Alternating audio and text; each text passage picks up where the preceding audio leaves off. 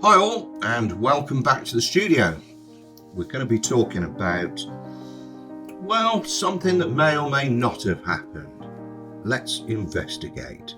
We're talking about the events of the 28th of July 1940, when Battle of Britain folklore and the popular narrative has it that Flight Lieutenant Sailor Malan DFC, commander of A Flight on 74 Squadron, the great South African ace, and none other than Major Werner Mölders, the father of modern air fighting himself and Commodore of Jägerschwader 51, that their Spitfire and ME-109E met in combat over the Channel.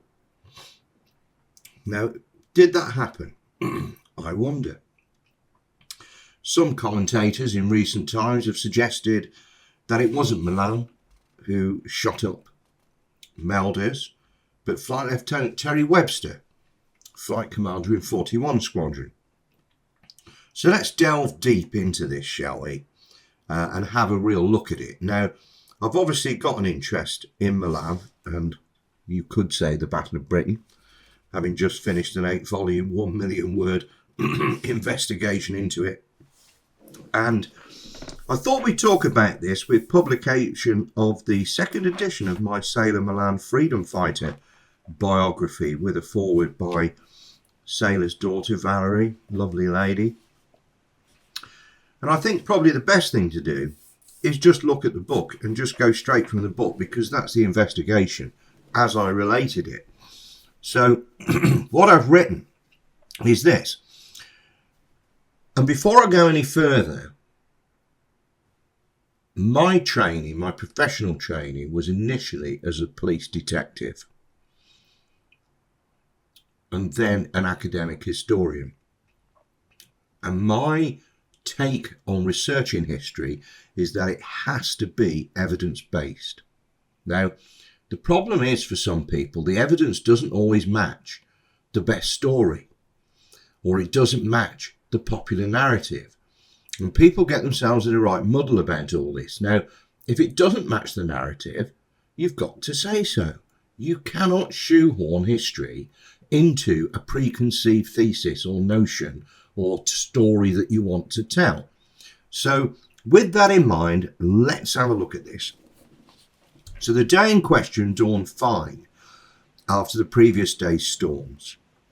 And in anticipation of heavy enemy air activity, the sector controllers at Biggin Hill, Hornchurch and North Weald moved 8 fighter squadrons to operate from forward coastal airfields at Hawkinge, Manston and Martlesham Heath.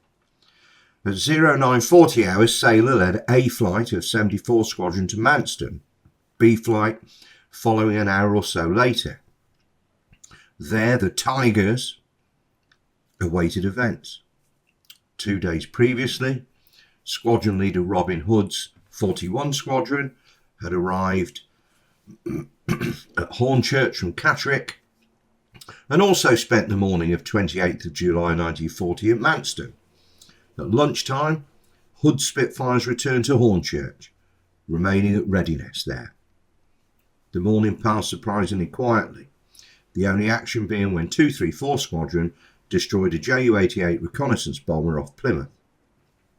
Then, at 13:30 hours, Flight Lieutenant Malan's A Flight, comprising pilot officers Freeborn, Draper, Hastings and St. John, that's St. John but it's pronounced St. John, was scrambled to intercept a large raid approaching Dover. At the same time, according to the ORB, that's the Operations Record Book for 74 Squadron, a section of 3 257 Squadron Hurricanes, pilot officers Coke and Hunt, led by Flight Lieutenant Hugh Beresford, were also scrambled. Although unrecorded is that Sergeant Ron Forward also flew on this sortie, again indicating how incomplete and inaccurate official records often are. Further confusion is caused by the 74 Squadron ORB, which states that for 1350 hours, also scrambled from Manston, were pilot officers Hastings, Stevenson and Freeborn and Sergeant Mauld. which is somewhat remarkable considering that Freeborn and Hastings were already supposed to be in the air with Malan. This is clearly incorrect, as evidenced by the following combat reports. According to Sailor's personal combat report, a total of 36 Me-109s were engaged at 1400 hours, this being a fighter sweep in Grupper strength. So basically what that means is a Grupper is 3 Staffel. A Staffel is a squadron, and a Grupper then is what we would call a wing. So it's 3 squadrons and comprising a Grupper. And Malan goes on to say, I was DISO leader, that's DISO being 74 Squadron's radio call sign, on interception patrol on reported enemy raid on Dover, climbed to 18,000 feet, having been ordered to engage enemy fighters and leave bombers to the Hurricanes. Met up with 6 or 9 Me-109s at 18,000 feet, coming from the sun towards Dover to attack some Hurricanes. Turned onto their tails without being observed and led Red Section into attack. Now, this is the important bit. Gave one enemy aircraft about 6 2-second bursts from 250 yards, closing into 100 yards. He attempted no evasive tactics except a gentle right turn and decreasing speed, by which I concluded he had at least had his controls hit, brackets shot away. I then turned onto another 109, which had turned past my nose and delivered 3 deflection bursts at 100 yards range. He went down in a spiral. I then returned as my ammunition had run out. So that first 109 was credited as a probable, the second as damaged. The Sailor's wingman was Pilot Officer Peter Stevenson, and he reported, I was Red 2 when 74 Squadron was ordered to patrol from Manston. At 18,000 feet over Dover, Red Leader engaged one of 2 Me-109s flying abreast going east. I broke off and engaged the 109 on the port side. I gave him 2-second bursts, closing from 250 to 200 yards. He dived and turned for the French coast. I saw smoke start coming from the port side of his engine. I engaged another single 109 and gave a 3-second burst, deflection, at 300 yards range. I saw my de-wild, tracer ammunition, enter his fuselage and he wobbled when I fired, as though he'd been hit. I saw a section of 3 Me-109s at 15,000 feet, diving in line astern formation towards the French coast. I dived after number 3 and gave him a 5-second burst from fully line astern. I saw he was hit hard. He slowed down and dropped below his formation as though he was out of control. I saw a stream of lead pass below me. I immediately broke off and climbed. There were glycol and cordite fumes in the cockpit. My engine began to run roughly. I was at 20,000 feet, halfway across the channel. I glided down towards Manston. At 2,000 feet, my engine was just about to seize up, so I lowered the retractable engine-driven undercarriage. I force landed at Manston with the wheels and flaps down, with the engine sea solid. There were 2 bullets in my oil tank. My elevator and rudder had been hit. I noticed 2 formations of 3 Me-109s in line astern diving into the attack. I noticed that the manoeuvrability of the Me-109s was considerably better at height, 20,000 feet, than when they flew at 10,000 feet and below. Stevenson was credited with 1 Me-109 probably destroyed and 2 more damaged. Pilot Officer D.P. Kelly of B-Flight, who's not even mentioned in the 74 Squadron account, also reported engaging 36 Me-109s at 1400 hours, 17,000 feet over Dover. And he says, I was Blue 1 of 74 Squadron and flying about 300 yards astern and to port of Red Leader, Malan, when we saw some Me-109s a little below us. We were at 18,000 feet. This evidences the fact that, contrary to the ORB, Sailor was leading the whole of 74 Squadron, not just A Flight. Kelly continues. Red Section turned and dived down to port. I likewise turned to port, but found a formation in Vic of 3 Me-109s pass across my nose. I took a snapshot at them, but noticed no effect. Immediately after this, I saw 3 Me-109s to port, diving down very fast. I found it necessary to use boost cutout and dive down on the leading one, whom I managed to get on the tail of by diving steeply and turning left. I closed to 250 yards and opened fire with slight deflection, and saw after a few seconds the machine turn left, dive, and a tongue of flame appeared on port side. It then dived down into the sea, burning. Blue 2 confirms that he saw smoke and glycol coming from enemy aircraft before he broke away to engage the second enemy aircraft. There is no doubt that Kelly's 109 was destroyed, and he was credited with a confirmed. Pilot Officer Harborne Stephen reported, I was Blue 2 of 74 Squadron on patrol over Dover at 1500 hours approx, when we engaged several Me-109s. 3 Me-109s started to dive towards the French coast when Blue Leader and myself dived after them. The leader got in at least 2 long bursts, and I saw smoke and glycol pouring out of the enemy aircraft, which was diving very steeply towards the sea when I engaged the second one. The second enemy aircraft appeared to be hitting the tail and rudder. The burst of fire was about 5 seconds, range about 300 yards. So having confirmed Kelly's kill, Stephen was awarded a damaged. Pilot Officer Harold Gunn. I was Green Leader of 74 Squadron and flying in the box behind Red Leader with sections line astern. On sighting 6 Me-109s at 18,000 feet, Red Leader turned to port to engage. I began to turn my section to follow when I sighted another squadron of Me-109s in normal squadron formation above, coming down sun.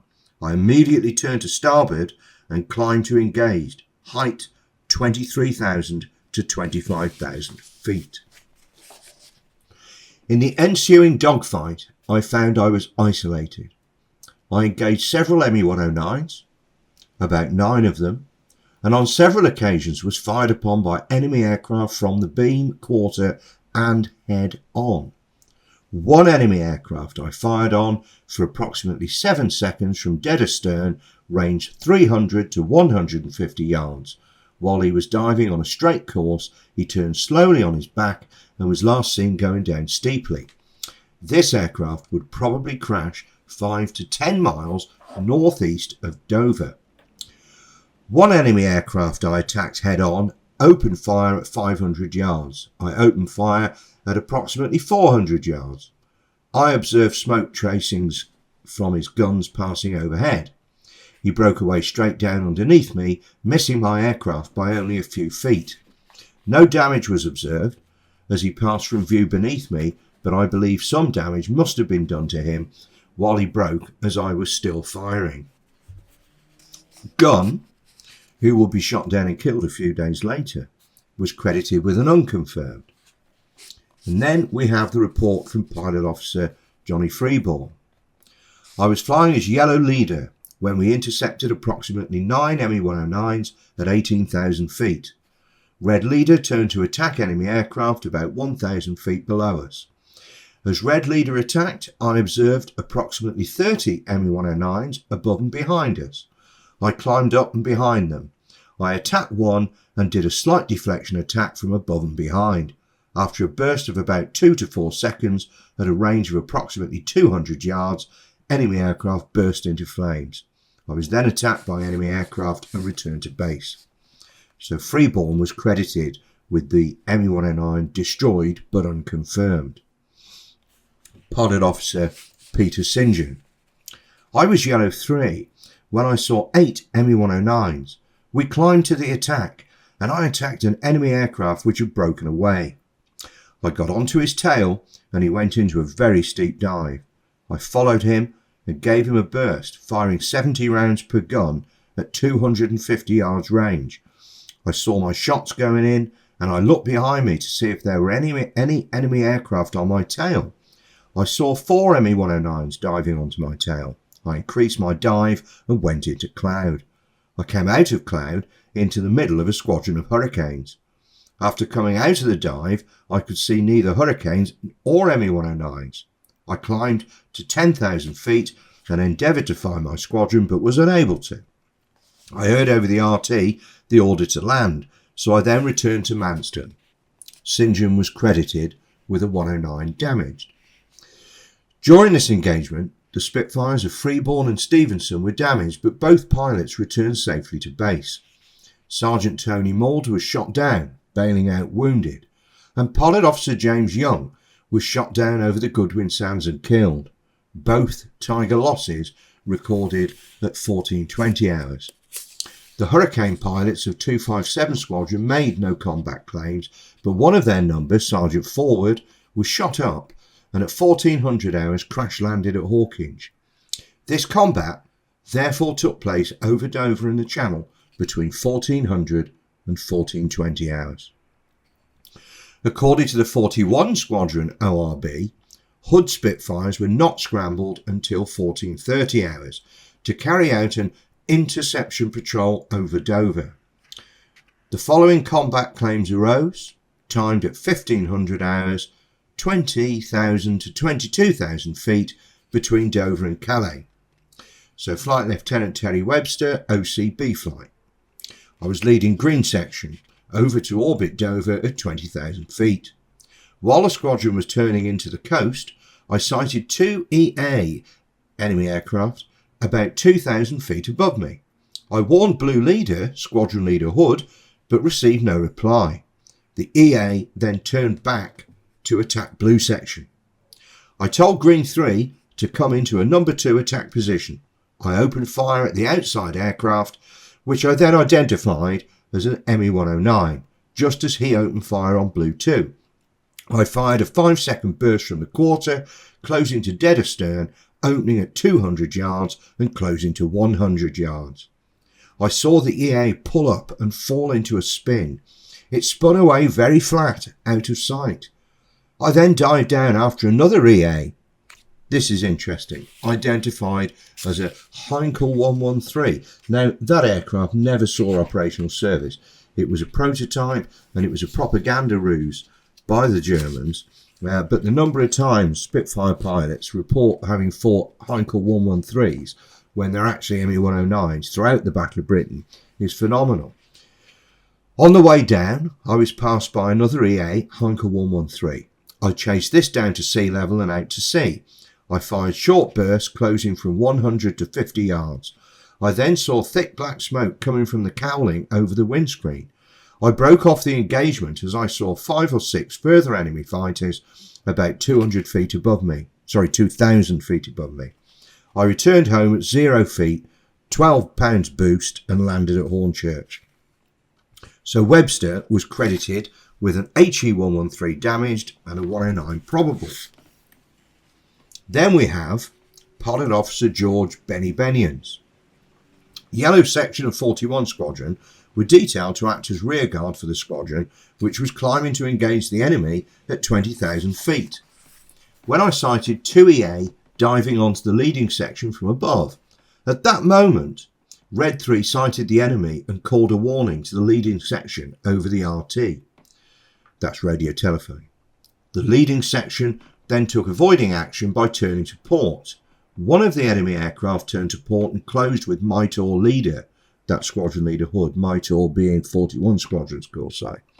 While this was happening, I ordered Yellow Section to carry out a number 1 attack on this aircraft. Using the emergency boost, I closed right in using full deflection and firing at the enemy from 200 yards to 100 yards. The enemy turned over on its side and went almost vertically downwards. I followed using full boost and gave 2 more bursts of about 4 seconds each from a position slightly left of astern, and after the second burst the whole of the enemy fuselage was enveloped in thick black smoke. I pulled out at 3,000 feet to see what was happening and looking in the mirror found 2 aircraft on my tail. I called to ascertain if they were Yellow Section but received no reply. Since practically all my ammunition was exhausted, I evaded these aircraft and returned to base at sea level from a position about 15 miles south of Dover. So Benians was credited with an ME-109 unconfirmed. Then we've got Pilot Officer R.W. Wally Wallens. I was number 2 aircraft in Green Section 41 Squadron, ordered to orbit Dover at 20,000 feet. I saw 2 EA 2,000 feet above as Green Leader warned Blue Leader. I was left behind by Green Leader and Green 3 and was unable to catch up. While still 1,000 feet below, I saw 1 EA attack Blue Leader. 1 aircraft of Yellow Section then attacked this EA. That's Pilot Officer Benians. The EA turned over and dived vertically for several thousand feet, giving off a trail of thick blue smoke. The EA then levelled off for a few seconds and then dived again, giving off black smoke. I did not see this EA crash, but saw it last approx 5,000 feet, diving steeply. During this combat, Flying Officer Tony Lovell of 41 Squadron was shot up and wounded, crash landing at Manston. Now, Major Mölders had been appointed Commodore of JG-51 only the previous day, and this is what he wrote of that action. My first flight against England will remain in my memory forever. I was flying with my adjutant, Oberleutnant Kirchles. North of Dover, we saw 3 Spitfires below us and more machines appeared out of the mist. We attacked the first 3 and I shot down one of them. However, by this time I was flying in the middle of 8 or 10 Englishmen and they seemed to be mad at me. They all dived towards me and that was my lucky break. Endeavouring to gain laurels at the expense of the solitary German, each hindered the other. I flew about furiously and confused them even more. By then it was only a matter of time before I was hit. My machine rattled wildly. The radiator and fuel tank were damaged and all I could do was dive away to the channel at 700 kilometres an hour. The whole gang followed me like a waterfall. Oberleutnant Leppel had seen what was happening and succeeded in shooting down the Spitfire that was nearest to me. The pressure was off. Luckily, the engine kept going until I reached the French coast. Then it began spluttering. When I wanted to land, the undercarriage would not lower. I had to land with it retracted, which I managed successfully. When I wanted to clamber out of my machine, my legs felt singularly weak. Examining them, I saw large blood stains. My visit to hospital proved that I had 3 splinters in my upper thigh, 1 in my knee joint and 1 in my left foot. In the heat of battle, I had not felt a thing. The splinter in my kneecap is still there. On this occasion, I experienced the fatherly solicitude of our Reich Marshal once more. He had me flown to the Luftwaffen Lazarett, the Air Force Hospital, in Berlin. The 11 days in the Lazarett were a wonderful convalescence. I believe I was something of a showpiece at the hospital, and the sisters looked after me in a way that my own mother could not have bettered. Later on, I sent the good people a sack of coffee. So, what else is known of the German side? Well, as usual, comparatively little that's reliable anyway, because so many Luftwaffe records were destroyed in 1945. The most reliable source in this case is Don Caldwell's book, painstakingly reconstructing the combats of Jahrgeschwader 26. And according to Don, he says that 74 Squadron met 1 and 2 Gruppe JG-51, and this being Mölders' 129th combat mission and his first as Geschwader Commodore. 41 Squadron, arriving on the scene after the Tigers, were attacked by Major Galland's 3 Gruppe JG-26, which suffered no loss in the exchange. JG-51 lost 1 ME-109 shot down into the sea, the pilot killed, another crash landing at Wissant. Mölders himself was shot up wounded and made an emergency landing on the French coast. 74 and 41 squadrons claimed 4 ME-109s destroyed, 3 probably destroyed and 6 more damaged. In total, the RAF lost 2 Spitfires destroyed, 1 pilot killed and 3 more aircraft damaged, in addition to a single Hurricane which force landed. And the German combat claims, it must be said, are remarkably accurate.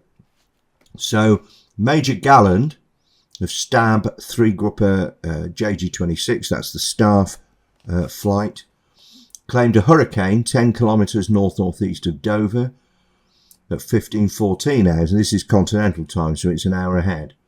Oberleutnant Joachim Munchberger of Stab 3 JG26, so on gallant staff, also claimed a hurricane 15 kilometres northeast of Dover, 15:15 hours. And Munchberger shot up Sergeant forward and was credited with having destroyed his hurricane, which was seen to crash land at Hawkinge. And then we have Feldwebel Konrad Karl of 9 Staffel JG26, who claimed a Spitfire northeast of Dover at 15:25 hours. Mölders himself of Stab JG51 claims a Spitfire over Dover at 15:30 hours. Oberfeldwebel Karl Schmid of 1 Staffel JG51 a Spitfire over Dover at 15:15 hours. Oberleutnant Richard Leppel of 1 Staffel JG51 claims a Spitfire over Dover at 15:30 hours. So having read the RAF combat reports, the reader will appreciate, or in this case the listener, the difficulty of confirming who shot down who. That said, while the two great aces meeting in combat makes for a great story, it is impossible to conclude from Sailor Malan's combat report that it was he who shot up Werner Mölders. Likewise, it cannot be said with any certainty whatsoever that Terry Webster of 41 Squadron was responsible, taking aside any ambiguity over timings. And in fact, I would suggest he was not. The most likely scenario, I would argue, is that it was Sailors Red 2, Pilot Officer Peter Stevenson, who actually pursued the enemy across the Channel, hitting a 109 hard before getting shot up himself, quite possibly by Oberleutnant Leppel. Whatever the truth, Vati Mölders certainly had a lucky escape that day, as did several others on both sides. And of course, in the summer of 1941, aged 28, Mölders would become the first General de Jagdflieger, the day fighter general. But luck deserted him on the 22nd of November 1941, when he was killed in a flying accident in Russia, returning from the funeral of Ernest Uday. So there we have it. It's impossible to say. That's looked at every single relevant combat report, whatever information is available on the enemy side, all of our stuff. You cannot say. It's a great story, isn't it, to think two aces met in combat like that. But you just cannot be sure. It's as simple as that. So this is what has to drive the narrative, the actual investigation, the actual evidence. And if it doesn't suit what you want it to say, that's history, I'm afraid. Hope you've enjoyed listening. Please subscribe to the channel. We've got lots more podcasts, shorts, videos, various subjects connected with the Battle of Britain coming over time. I think we must have probably over 50 odd of these available now for you to watch free. If you like what we do, please subscribe to the channel. Any feedback, good or bad, any comments, join the community, join the discussion, comments below the podcast, please. Any ideas for future podcasts, I'm all ears. So there we are. Did Sailor Malan and Werner Mölders meet in combat over the Channel or Dover on the 28th of July 1940? We can't say. And that's the truth of it. Thanks for listening, folks, and we will speak again.